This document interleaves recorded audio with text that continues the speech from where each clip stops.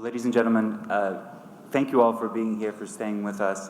I'm Sohrab Ahmari. I'm an editorial writer for the Wall Street Journal, and I have the honor of moderating our next panel with the two laureates. But I just wondered if you could join me in giving them one more round of applause. I had watched that video several times.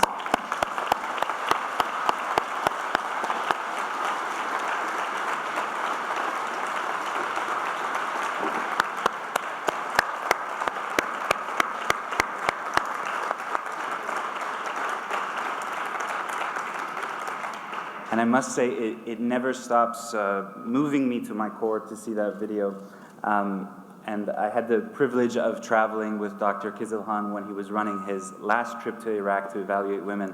And we will go into their projects, but just to provide a bit of context for this discussion, you know, as the previous speakers, including Ambassador Moses and others, had alluded to, the 20th century was a century that was in many ways marked by mass murder and by genocide.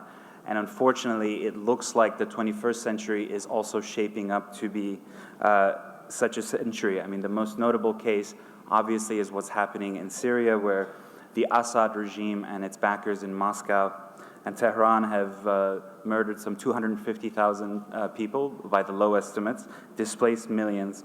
And this is happening at a time when there are people in the highest circles of power in the West who've made careers on the idea of never again. That's also a founding ideal of the United Nations, where we're so close to it.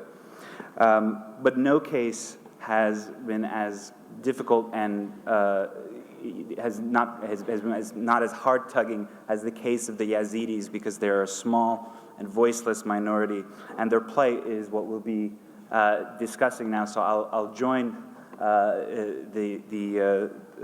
my colleagues at the couches and invite each of them to comment on their experience, so we can learn more about what happened since you saw that video.